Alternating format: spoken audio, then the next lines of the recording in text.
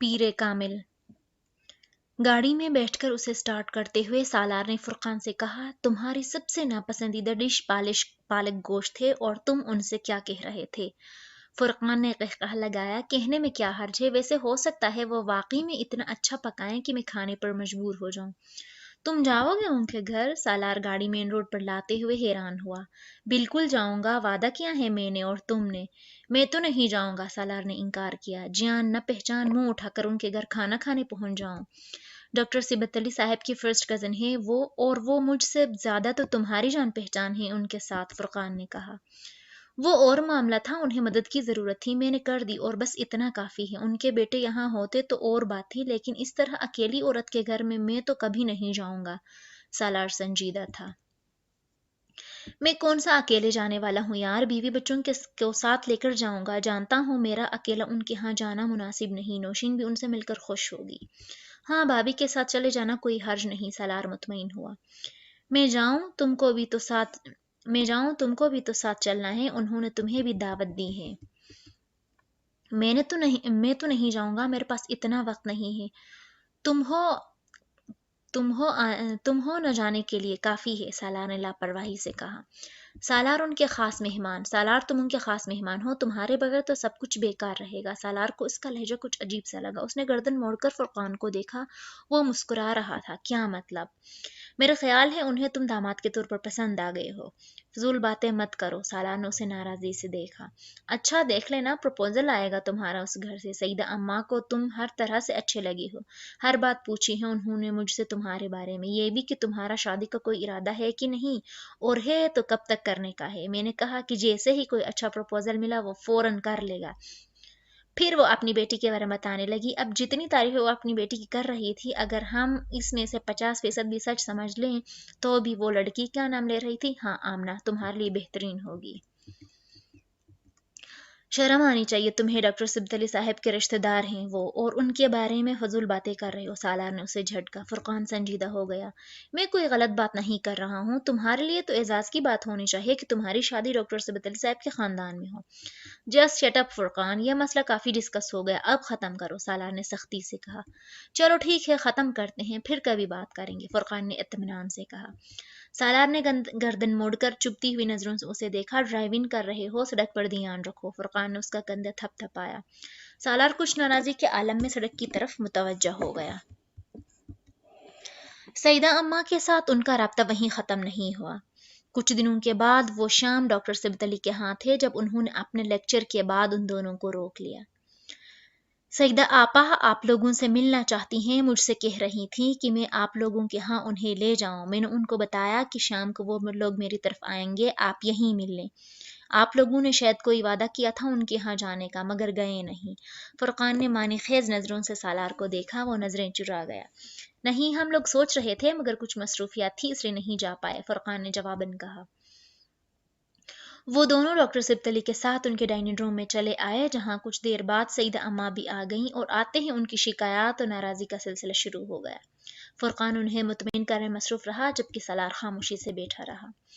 اگلے ویکینڈ پر فرقان نے سالار کو سیدہ اماں کی طرف جانے کے پروگرام کے بارے میں بتایا۔ سالار کو اسلام آباد اور پھر وہاں سے گاؤں جانا تھا، اس لیے اس نے اپنی مصروفیت بتا کر سیدہ اماں سے معذرت کر لی۔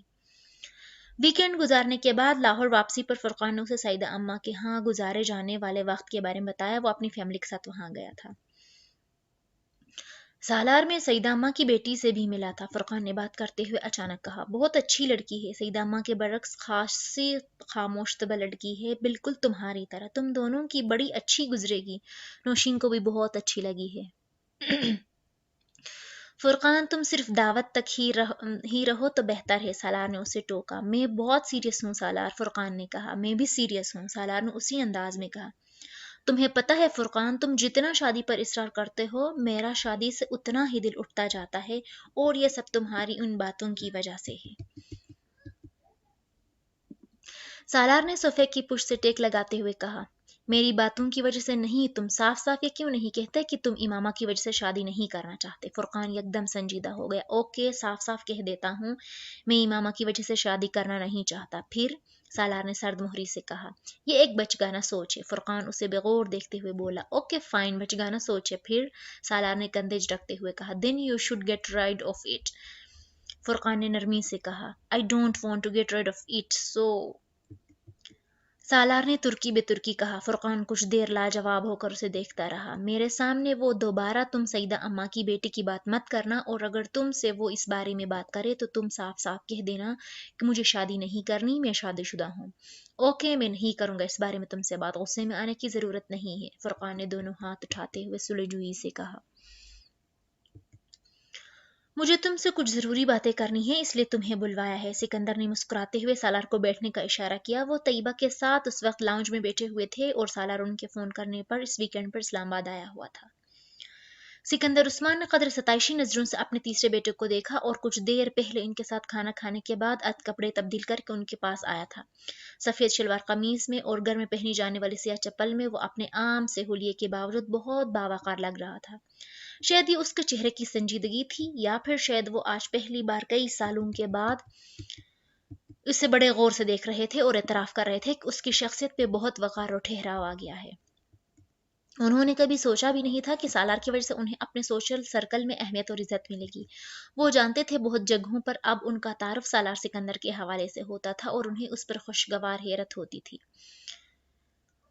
اس نے اپنی پوری ٹین ایج میں انہیں بری طرح خوار اور پریشان کیا تھا، اور ایک وقت تھا جب انہیں اپنے بیٹے کا مستقبل سب سے تاریک لگتا تھا. اپنی تمام غیر معمولی صلاحیتوں اور قابلیت کے باوجود، مگر ان کے اندازے اور خدشات صحیح ثابت نہیں ہوئے تھے. طیبہ نے خشک میوے کی پلیٹ سالار کی طرف بڑھائی. سالار نے چند کاجو اٹھا لیے. میں تمہاری شادی کے بارے میں بات کرنا چاہتا ہوں.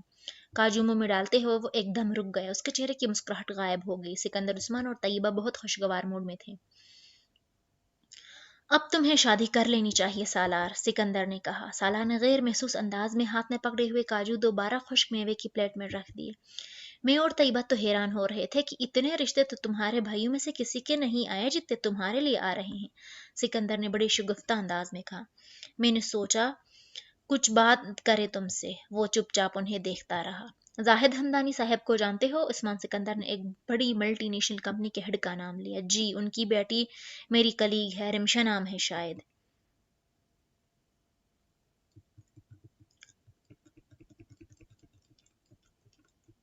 جی، کیسی لڑکی ہے؟ وہ سکندر عثمان کے چہرے کو غور سے دیکھنے لگا. ان کا سوال بہت واضح تھا. اچھی ہے، اس نے چند لمحوں کے بعد کہا. تمہیں پسند ہے؟ کس لحاظ سے؟ میں رینشا کے پروپوزل کی بات کر رہا ہوں، سکندر عثمان نے سنجیدہ ہوتے ہوئے کہا. زاہد پچھلے کئی ہفتے سے مجھ سے اس سلسلے میں بات کر رہا ہے. اپنی وائف کے ساتھ ایک دو بار وہ ہماری طرف بھی آیا ہے. ہم لوگ بھی اس کی طرف گئے ہیں. پچھلے ویکینڈ پر رمشا سے بھی ملے ہیں. مجھے اور طیبہ کو بہت اچھی لگی ہے.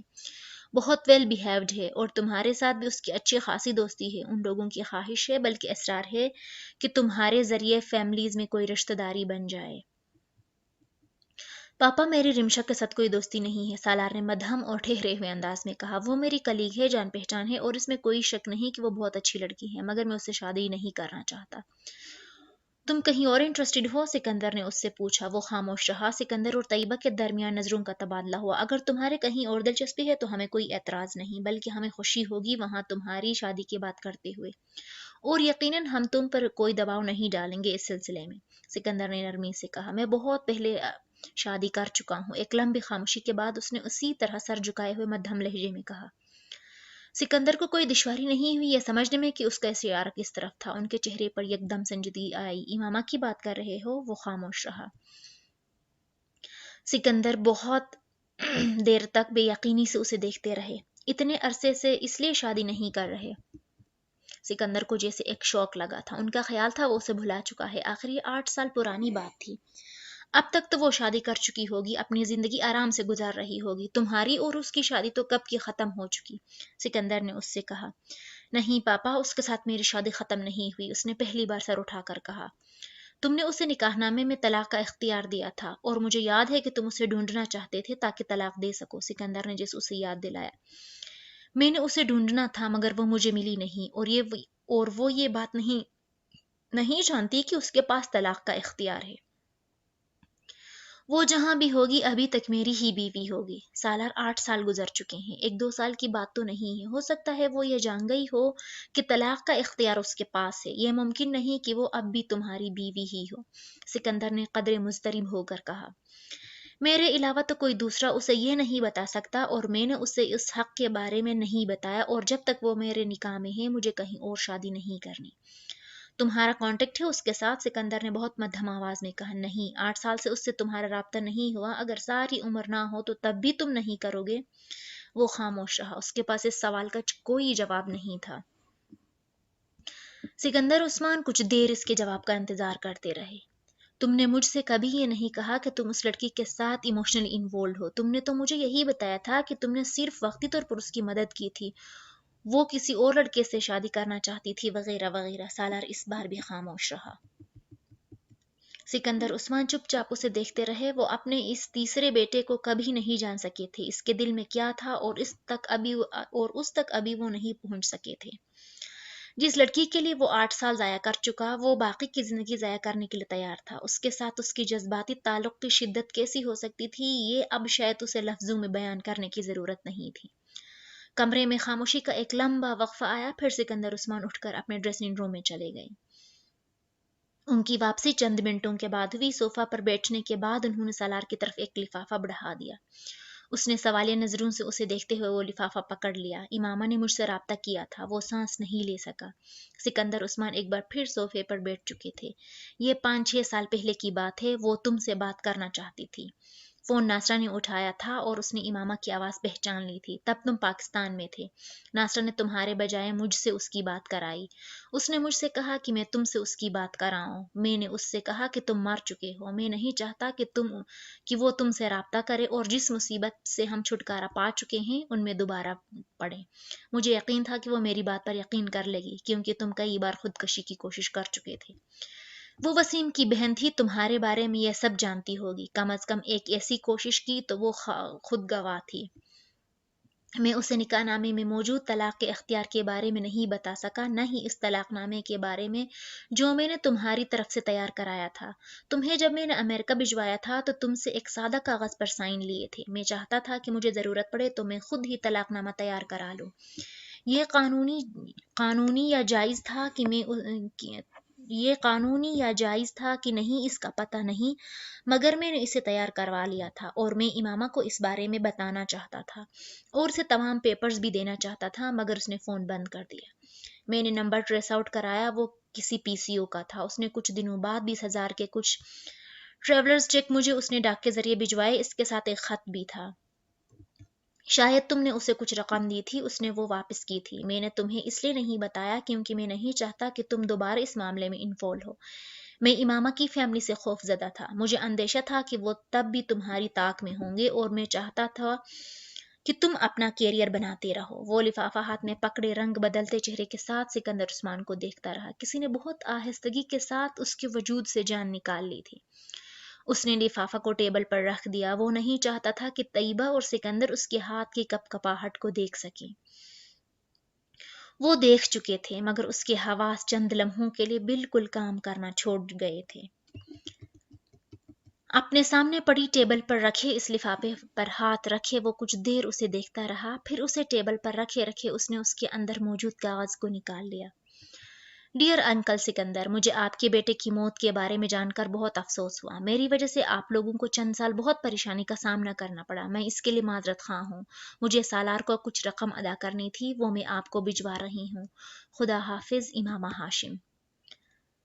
سالار کو لگا وہ واقعی مر گیا ہے۔ سفید چہرے کے ساتھ اس نے کاغذ کے اس ٹکڑے کو دوبارہ لفافے میں ڈال دیا۔ کچھ بھی کہے بغیر اس نے لفافہ تھاما اور اٹھ کھڑا ہوا۔ سکندر اور طیبہ دم بخود اسے دیکھ رہے تھے۔ جب وہ سکندر کے پاس سے گزرنے لگا تو وہ اٹھ کھڑے ہو گئے۔ سالار، وہ رک گیا۔ سکندر نے اس کے کندھے پہ ہاتھ رکھ دیا۔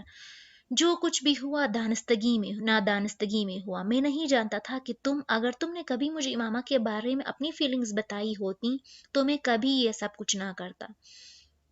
میں اس سارے معاملے کو کسی اور طرح ہینڈل کرتا یا پھر اس کے ساتھ رابطہ کرا دیتا۔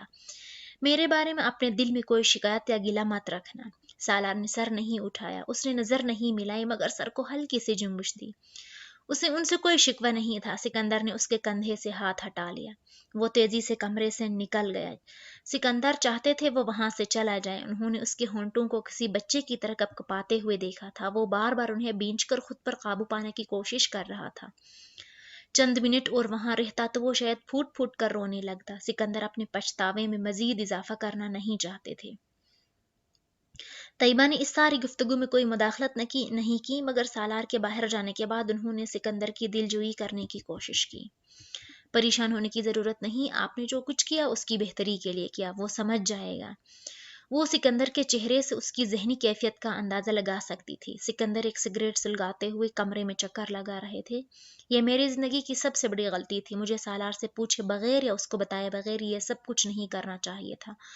मुझे इमामा से इस तरह का झूठ भी नहीं बोलना चाहिए था। मुझे वो बात अधूरी छोड़कर तासुफ आमेज अंदाज में एक हाथ को मुट्ठी की सूरत में भींचते हुए खिड़की में जाके खड़े हो गए।